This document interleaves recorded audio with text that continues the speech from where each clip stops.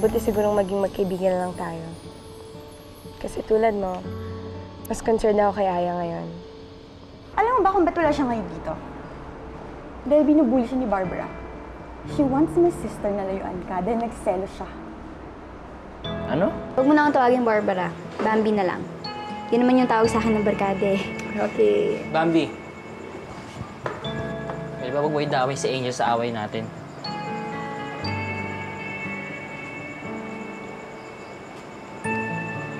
Oh, ano pang hinihintay mo? Makipagbati ka na. Sorry, Bambi. Sorry din. At sa susunod, hindi na ako magsisinungaling sa'yo. Pwede na ba kitang maging girlfriend? Talaga? Oh my God, maraming salamat. Ate! Sinabi sa kanya, Josh, yung ginawa mo. Bakit mo sinisiraan si Bambi sa kanya? So, nakarating na pala sa yung ginawa ko? Maawa naman po kayo. Hanapin niyo na po yung anak ko. Baka kung ano nangyari sa kanya. Sakto na nga ba dito lang kita may kita eh.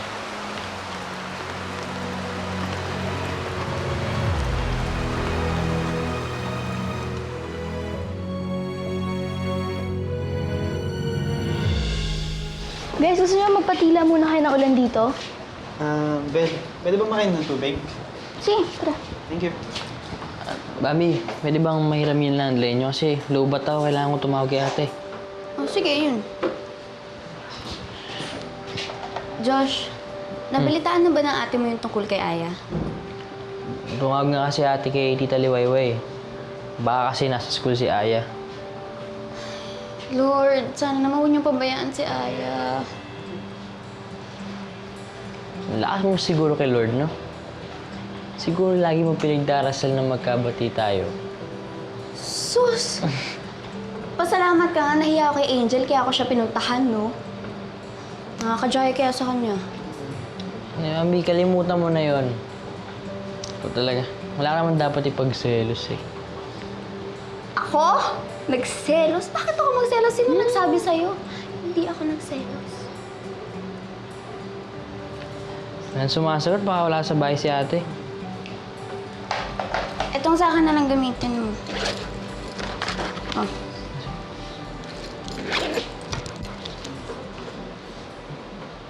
Sino itong Mackenzie? Matawag oh.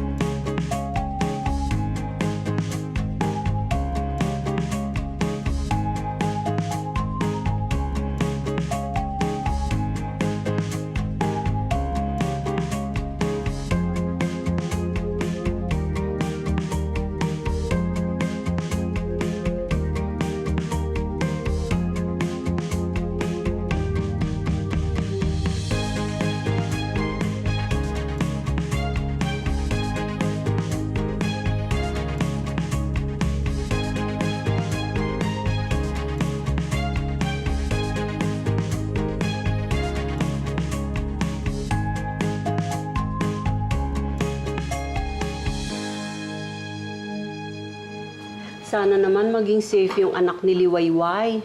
Ang bait pa naman nun. Palagi siya nangongolekta ng mga boteng nire-recycle niya. Alam mo, very responsible siya katulad ng nanay niya. Presidente pa siya. Ay, naku, kaya nga, madam. When I become a PTA president, naku, papangako ko na ipagpapatuloy ko ang mga sinimulan ni Liwayway. Ah, teka muna, amiga. Huwag ka muna magsasalita ng tapos.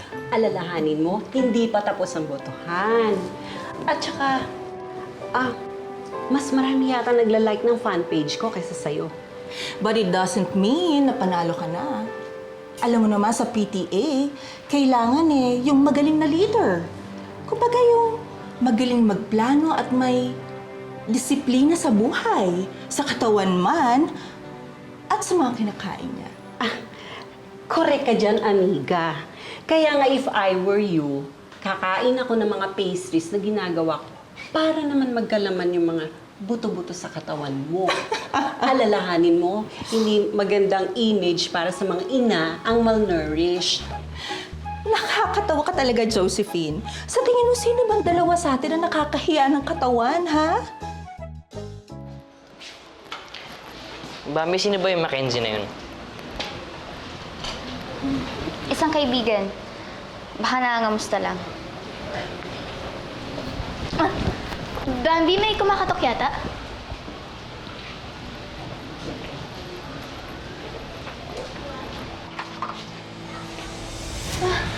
Halika, tuloy ka.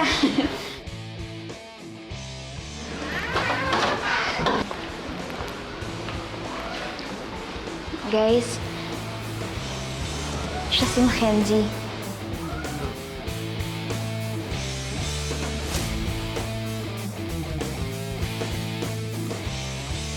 If I were you, I will join my free aerobics class para naman makapagsuot ka ng swimsuit sa beach. Sumusobra ka na ha. Namemersonal ka na. Tama na, ma. Josephine, calm down. Ang pikon ay laging kalo. Tingnan natin kung sino sa ating dalawa ang magiging talunan. Kaya ikaw, Rika, ayoko nang malalaman na pumupunta ka sa bahay ng sosyalerang tuod na to. Magpasensya niyo na po yung mama ko, ah. Alam mo, Iha, I'm raising my standards sa pagpili ng pamilyang magiging boyfriend mo. Mami, wag na yun. And why, Heidi? Ay, hindi ako nagsimula nito. Halika na. Pasensya na po. Pasensya na po. Ano ba pasensya ka dyan? Huwag mo na kayo umalis. Halika. Let them go. Go. Bye. Nakakainis ka naman. Siya yung nakilala ko sa Cagayan. Mac, siya yung sister ko, si Ate Belinda. Tsaka yung mga kaibigan namin, si Jacob tsaka si Josh. Madalas kayo kwento sa akin ni Bambi noon, ah. Talaga? Hindi ka na kinuwento sa amin. Sinurpresa mo naman ako. Hindi ko alam na nandito ka na pala sa Manila. Si Tita, kamusta? Okay naman si Mama. Nasa isang hospital siya na malapit dito. Bukas na nga rin magsisimula yung chemotherapy niya eh. Sana gumaling na rin ang mama mo parang si tatay namin. Sana nga. So, pre, around the area ka naman nakatira dito? Actually, may bahay kami dati dito sa subdivision. Gulat nga ako nung nalaman kong taga dito rin pala kayo, Bambi. Talaga? Eh ano nangyari? Bakit kayo lumipat? Napilitan kasi kaming ibenta yung townhouse sa tinitirahan namin dito. Hirap kasi eh. Hindi namin kaya. Kaya nagre-renta lang kami sa isang apartment ngayon.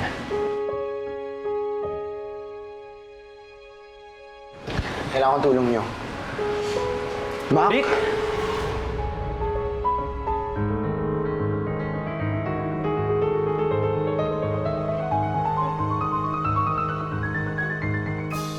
Opo, tita. Ligtas naman po yung anak niyo.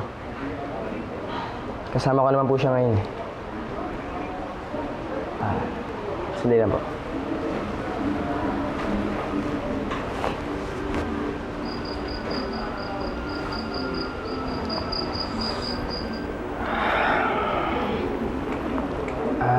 Tita, pasensya na po pero mukhang hindi pa po ready mapag-usap sa inyo si Aya eh. Kung gusto niyo po, kung okay lang sa inyo, dito muna siya kala Eunice. Hanggat sa naguguluhan pa siya.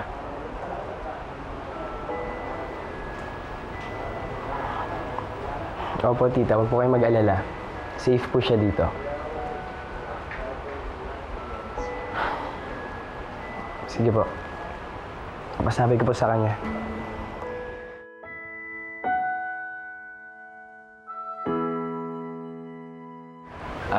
Sabi ng mami mo, mahal na mahal ka daw niya. Tsaka sorry daw sa lahat na nangyari.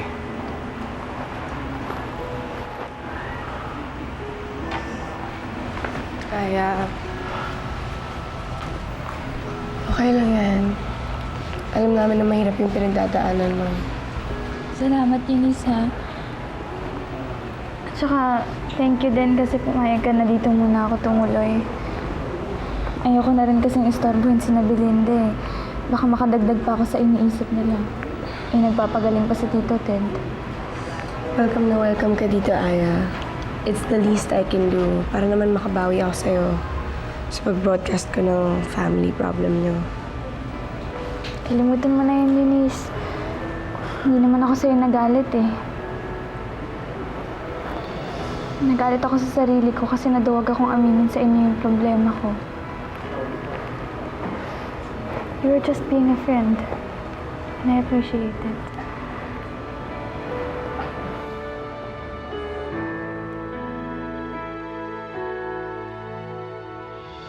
Siya ang dati kong best friend. Siya ang kuya ni Mallory. At siya ang dahilan kung bakit kami nagkahiwalay. Siya ba yung sinabi mo sa akin hinubog ka noon? Rick, pare, ayan mo muna ako magpaliwanag. Sinabi ko ng water eh. Nung nakita kita, hindi ka gawa na mabuti. Guys, ano ba? Hayaan niyo muna magpaliwanag si Mac. Rick, pare, alam ko mali yung ginawa ko noon. Chinatch kagad kita. Hindi ko man lang kayo nabigyan ni Mallory ng chance. Alam kong huli na. Pero pare, na-realize ko na mali yung ginawa ko. Kaya sana mapatawad mo ako. Pare. Hindi ka lang sa akin dapat tumingin na sorry. Alam ko. Kinausap ko na rin si Mallory at nag-apologize na rin ako sa kanya. Eh, nasaan na ba ngayon si Mallory? Nasa probinsya siya kasama ng mga tita ko. Doon muna siya mag-aaral. At pag nandito yun, sigurado akong matutuwa yun kasi malamang okay na rin tayo, Rick.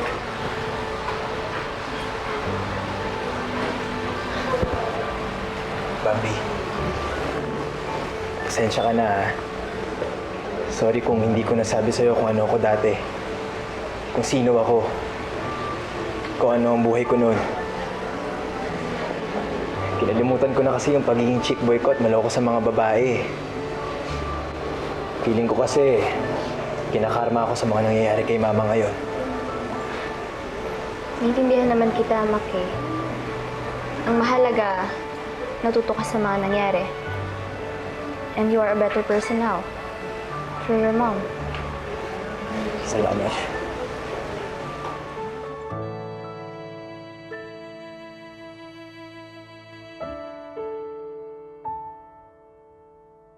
Oh, ito, Aya. Sabihin mo lang sa akin kung may kailangan ka pa. Huwag ka nang mahihiya. Feel at home. Salamat, Eunice, ha. Huwag mo akong alalahanin. Okay lang ako. Ang kapal talaga ang mukha mo. Alam kong may iba kang babae. Itigil mo na nga yung bibig mo. Wala ka nang alam gawin kundi magduda at pagbintangan ako.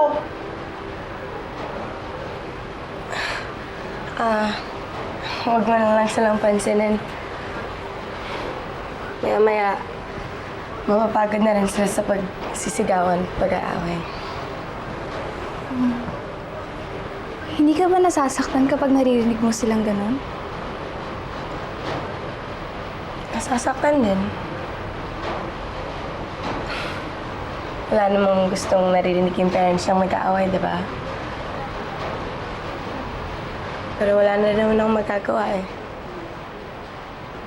Kahit anong pakiusap ko sa kanila na magbati sila, di naman nila ako pinapakinggan. Pero alam mo, Eunice, maswerte ka pa rin. Kasi at least ikaw, magkasama pa rin yung parents mo.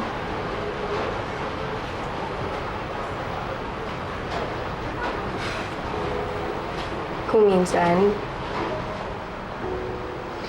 naisip ko na siguro mas mabuti pa kung maghiwalay na lang sila. Para magkaroon na ng katahimikan tong bahay na to. Para masave pa yung natitirang respeto na sa isa't isa.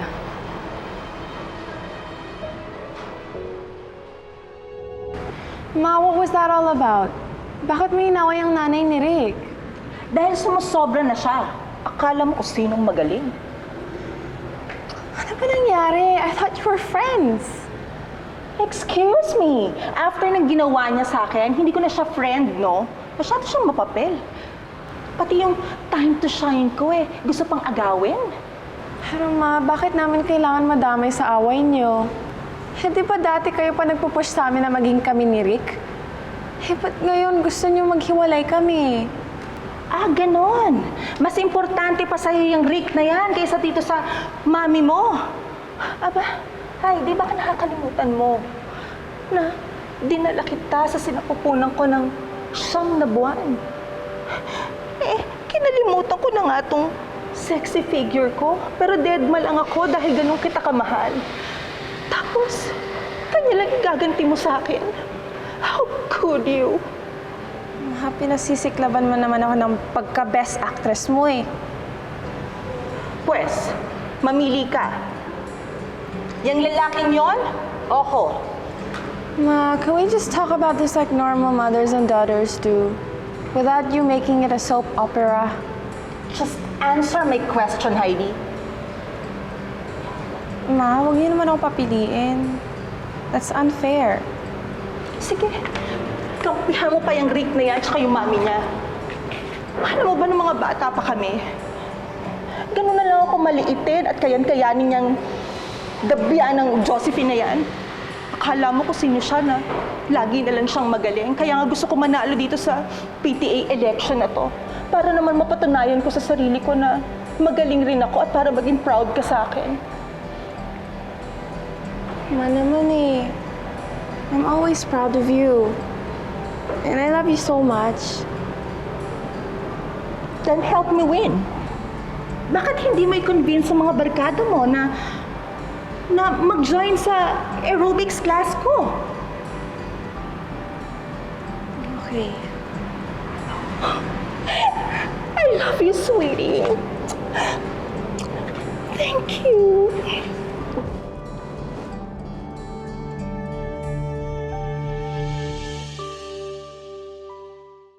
Josh, yung tsura mo para kang nagawa ng laruan. Bad trip kasi ako kay Mackenzie. Ito lakas ng kutob ko meron siya ibang plano kay Bambi. Lalo na meron siyang history sa pagiging playboy. Sa tingin mo, Rick, ikaw ang mas nakakilala kay Mac. Sa tingin mo, sincere ba apology niya? Nagbago na nga kaya siya? Rick, Sorry guys may problema rin kasi ako Nag-away kasi yung mga magulang namin ni Heidi. Kaya ayun, pinaghiwalay kami. asal nga pare. So, anong plano mo ngayon?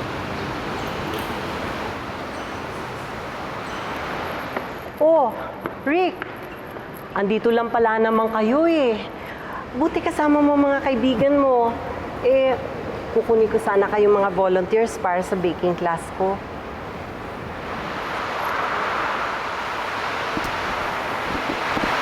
Guys, pumayag na kayo. Tulungan niyo ako magpag-udjat sa nanay ko para pumayag na siya makipagkita ako kay Heidi. Pero wala naman alam sa baking. Hindi na problema yun, pre. Sige na, please. Love life kayo nakasalalay dito. Sige na. Sige po, tita. Pupayag na po kami mag-volunteer. Okay po. Talaga? Ayun, ma. Okay na. Tulong na kami sa baking class mo. Thank you so much. I appreciate it. Sobra. Salamat sa inyo, ha? Oo nga, naalala ko na May bisita ka pala, Bambi. Ay, Ganda gabi. Ito. Ganda gabi po. siya si Mackenzie, yung kaibigan ko sa Cagayan. Naalala niyo pa siya? Oo, naalala ko pa siya. Kamusta ka na? Kamusta na yung mami mo? Si mama po. Hindi po masyadong maganda yung kondisyon niya ngayon Pero di po pa rin po ako nawawala ng pag-asa. Alam ko pong gagaling siya. Tama yung attitude mo, Iho. Gusto ko yan. Ito rin si Bambi noon Hindi rin sumuko sa akin. Kaya ito ako ngayon. Nakaka-recover na.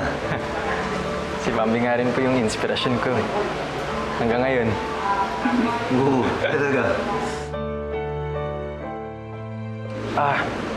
Bambi. una na ako ha. Hindi ko napansin, medyo late na pala. O paano? Oh, sige. Ikamusta mo ako kay tita, ha? Tsaka mag-iingat ka. Maraming loko dun malapit sa inyo. Salamat sa concern. Tsaka gusto ko palang sabihin sa'yo na masaya ako nagkita tayo ulit. Ako din. Sige, alis na ako. Sige. Salamat. Hi. Ingat. Tito, una na sige. po ako. Oh, mag-iingat ka, Iho, ha? Opo. Sige, Bambi. Sige.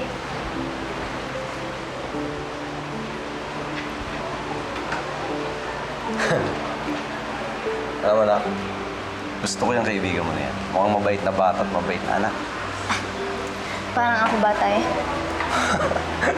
Talaga itong dalaga ko, ayaw magpatalo. Alam mo, itanong mo yan sa mami mo kung agre siya dahil uuwi na siya bukas. Talaga, tay? Yay!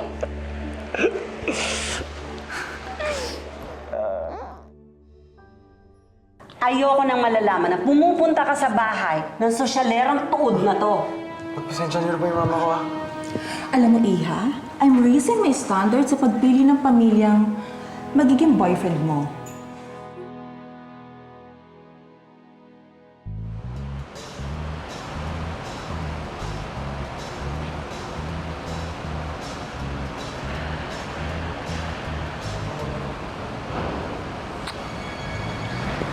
Anong ginagawa mo dito?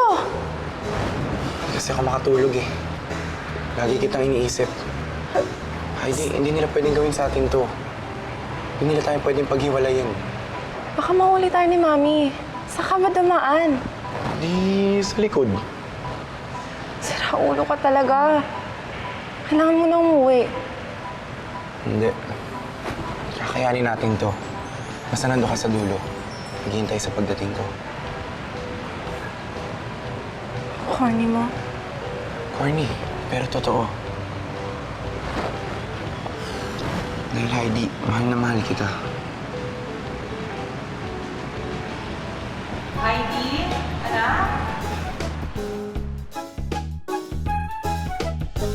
Apply concealer on problem or discolored face. May kausap ka ba, ha? Hindi ma, nagbabasa. I just wanna make sure na na-remind mo ng mga friends mo for our tomorrow's call time. I've taken care of it, ma. Good, I'll be expecting them. Sigurado bang wala kang kausap? Wala ma, I was just reading. It's getting late. Matulog ka na, ha?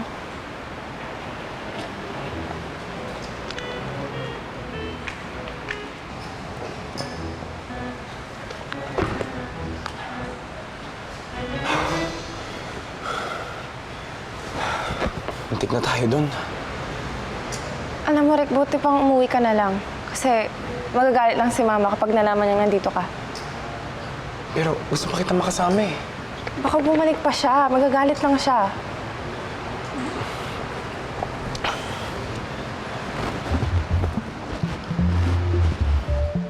Kakayanin natin to. Walang bibitaw. Ha?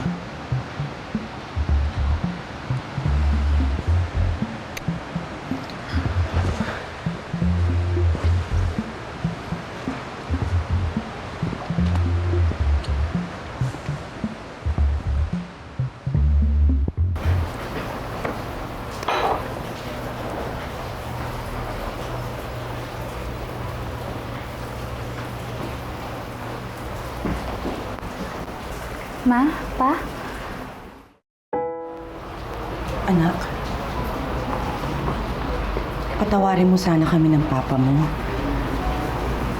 Alam ko namang naaapektuhan ka sa nangyayari sa amin eh. Hindi po. Ako po dapat ang mag-sorry sa inyo. Kasi nung naglayas ako, pinag-alala ko kayong dalawa. Anak, mahal na mahal ka namin. Kaya nag-usap na kami ng mama mo. Alang-alang sa'yo, aayusin namin ang problema namin. Papa, kung magkakabalikan man kayo ni Mama, gusto ko gawin niyo yun dahil mahal niyo yung isa't isa. Hindi para sa akin. Kasi kung doon kayo magiging masaya, tatanggapin ko yun kahit masakit. Ang importante sa akin, masaya kayo.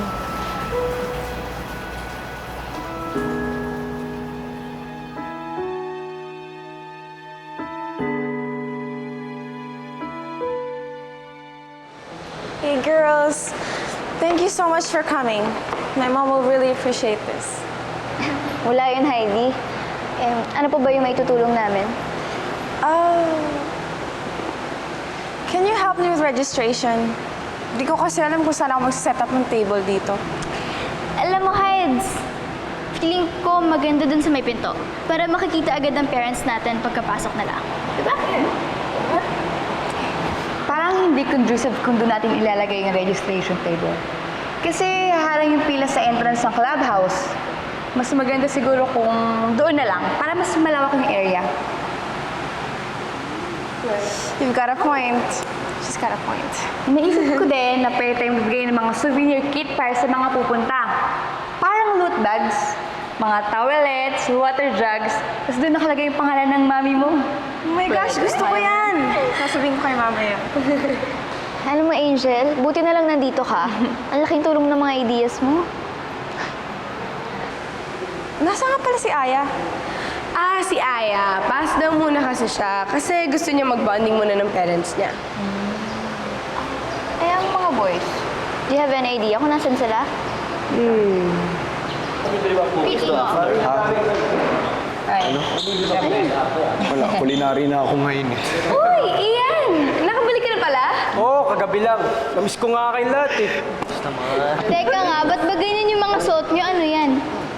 Nagpatulong kasi ako sa mga kapwa ko lalaki para dun sa baking class si Mama. Diba? Oo, kasi nag-usap na kami ni Rick na pababayaan muna namin yung mga mami namin. And hopefully, pagkatapos sana ng eleksyon, magkabati na sila. After all, they used to be good friends. Sana, pare. That's good. Tagal mo na wala? Naglase ka na, miss kita. Kiss mo. Ayaw. Pre, pakis naman eh. Oh, kasama ka na? Pre, pakis na kasi.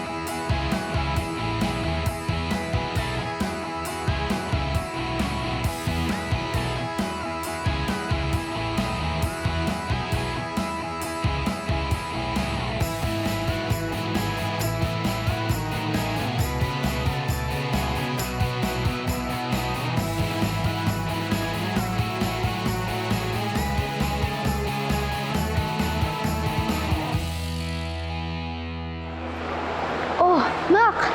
Ano ginagawa mo dito? Bambi, si tita mo na yung nagbabantay ngayon kay mama sa hospital. Nababore naman ako dun sa apartment. Wala naman akong friends dun eh.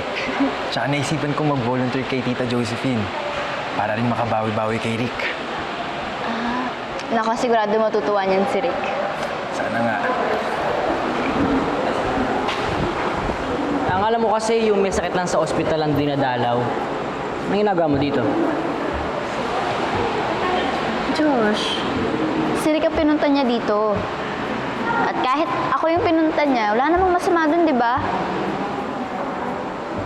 So masaya kapag dinadalo ka nitong ungas na to. Sige, aalis na lang ako. Storbo yata ako sa inyong dalawa eh. Sorry ah.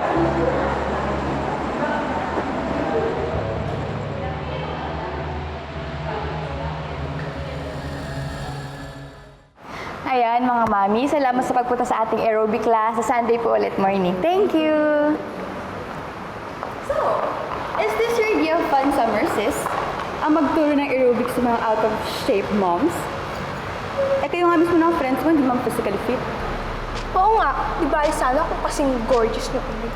At yung mga boys nyo naman nasa baking class. That's so pathetic. Pagmumukha tuloy silang lampa. Alam nyo, kung wala rin kayong magandang sasabihin sa amin ng mga kaibigan ko, pwede bang umalis na lang kaya kayo? Wow, mukhang palaban ng kids mo, Lucy. Bad influence talaga yung cheap barkada na sinalihan mo. Don't mind her, girls. Choice na sumama sa mga losers, kaya pabayaan na natin siya. Let's go. Baka mahawa pa tayo sa outbreak ng kachipan.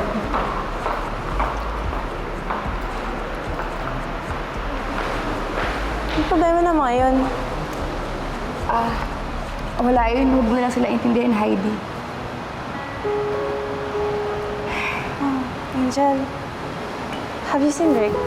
Sorry hindi ko pa siya nakikita eh. Heidi, punta na muna ako doon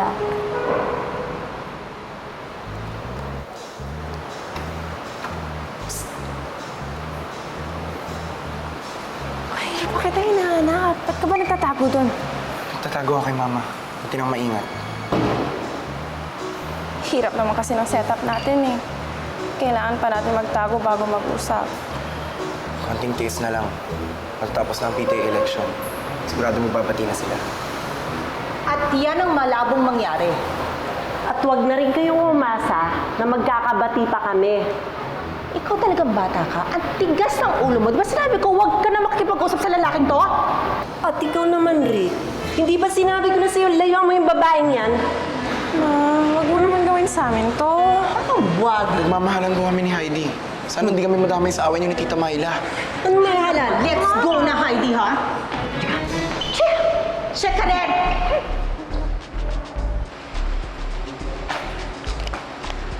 Hi, Bambi.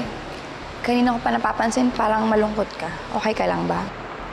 Si Josh naman kasi, hindi ko maintindihan yung kinikilos niya. Simula nang dumating dito si Mac, parang lagi na lang siyang galit. Ganun ba? Baka naman nagselos yun kay Mac. Wala naman siyang dapat ipagselos eh. Magkaibigan lang kami ni Mac. Alam mo, dapat maging malinaw to kay Josh eh. Para hindi na siya magselos.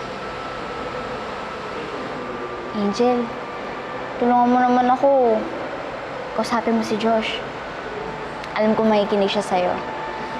Paliwanag mo sa kanya na friends lang talaga kami ni Mac. Don't worry, Bambi. I'll explain everything to Josh. Talaga? Salamat Okay lang yung gusto kayo mga kaibigan ko. Labis ka talaga.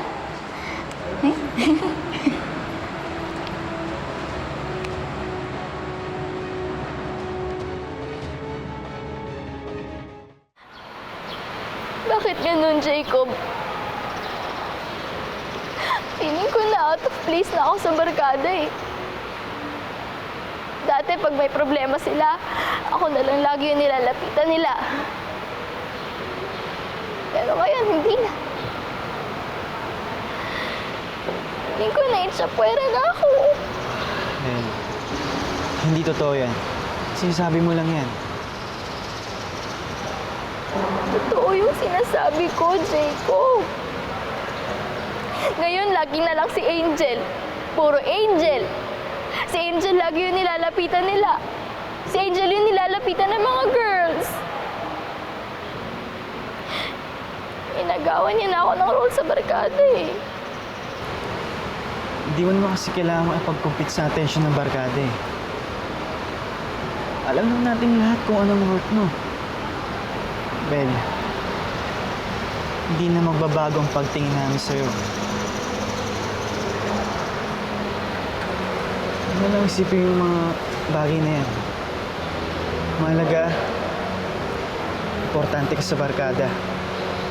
Tigit sa lahat, importante ka sa akin. Okay? Salamat, Jacob.